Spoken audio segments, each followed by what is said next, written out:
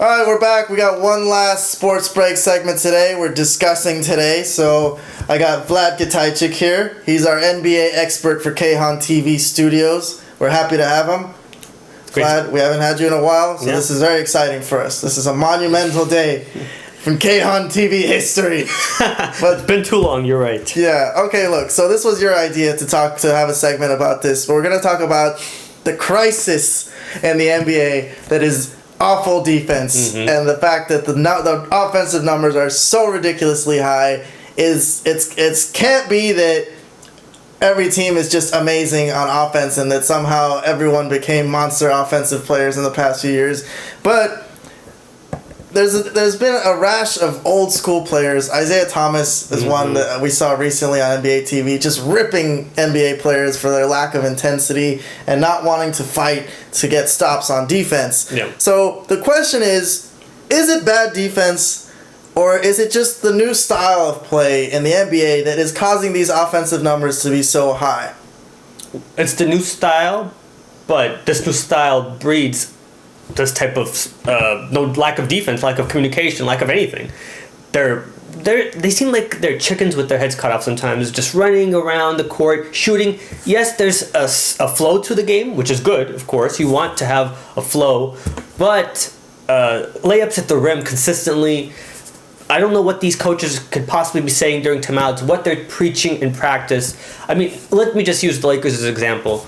Luke Walton continuously, in his post press conference, always says, well, I know what the problem is. We can't play this type of defense going forward. He says that almost after every loss, especially through that last month in December where they just lost every game. He knew what the issues were, but he seemingly did not know how to fix it or communicate with his team how to get stops consistently, because they continuously did the same thing over and over again. Layups at the rim, turnovers leading to dunks, things like that. Just this should not be happening if you're actually working or knowing what you're supposed to be doing defensively. And it's just a continuation. And it's the same thing with every team, though. It's the same thing with every team. I mean, not just the bad teams, the good teams, too. The Warriors, not a great defensive team. The Cavs can be, but most of the time, no. I mean, all these, even the elite teams, are not playing great defense. So how could the teams that are the bottom dwellers be expected to play any type of defense? Well, let me interrupt you for 1 second. The one important thing that has not been mentioned as much lately, in my opinion, because I started watching basketball back in 1994 around, and back then there was always two players on every team. They would start with the center and the power forward. Most of them, there was very few centers who could actually contribute on offense, but that was fine. They had defensive specialists on the floor who their main reason to be there was just to be defenders and rebounders. And if they didn't contribute on offense, it was fine. Right. So they had guys protecting the paint. Now everyone's gone away from that for some reason. It's not illegal to put two big men on the floor. Some teams might do it sometimes. But mostly, you're lucky if you have one big guy on the court. A lot of teams are not even having any. So there's no rim protection. Right. And then teams are putting more outside shooters in their lineup. Yep. So they get to the rim. There's no protection, so everyone has to break down and double team them and try to protect the rim, and then they could just kick it out to someone for a three. Because the floor is spread. Yeah, so there's more spacing, and it's just a different style of play, but it's inherent that there'll be more points scored like this, and there's worse defenders on the floor. Nowadays, if you're just a defensive specialist and you can't contribute on offense, you're probably not going to get on the floor. So, but you're saying that it's not only that. They're saying that since the style has gone away from focusing on defense, that there's just a lot of bad defensive habits that are going around. Bad defensive habits, but also bad offensive habits. I mean, I've seen teams run breaks 3-on-1, not knowing what they're doing. They're pulling up for threes. It's ridiculous. So you're just saying overall the league, the quality of the league has gone down. Oh, yeah, the style of play has ruined this league. I mean, it used to be a league played by men, real men that knew how to get gritty when it came time to get gritty. And yes, they could still score, though. They could still score, but they knew how to, bear down, get stops when they needed to get stops, focus on, stopping the other team.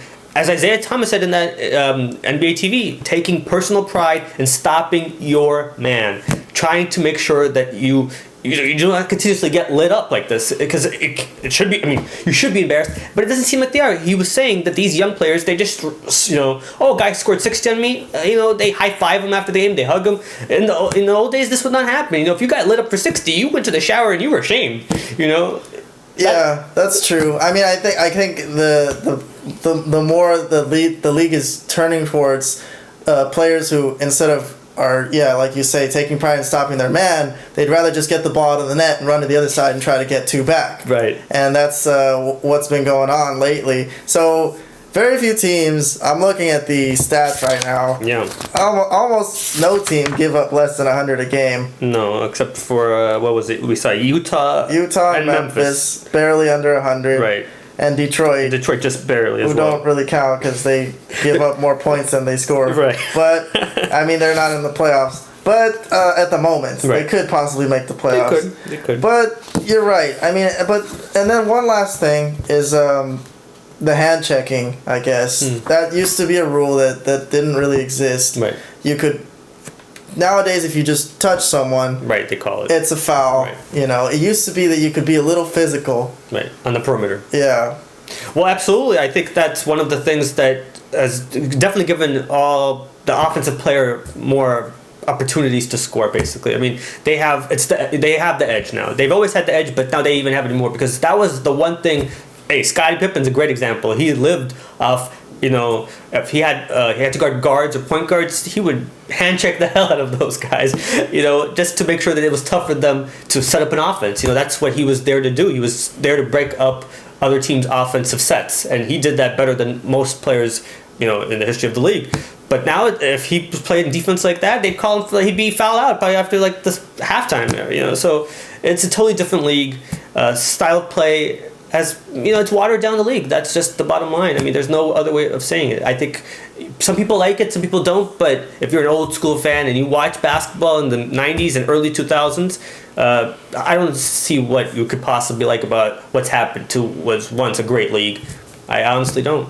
I don't know what else to say. It's a sad moment for me personally, because it's a great sport. It is a great sport, but I don't see it as basketball as I knew it when growing up. So it's unfortunate turn of events, but like I said, the younger fans maybe, and some of the older fans do like the style of play and they like the way the game is going. But I don't see how you could, being a fan of this league and watching basketball, in the 90s and early 2000s, to see how it was actually played and to see what it is now, totally different, and it's unfortunate.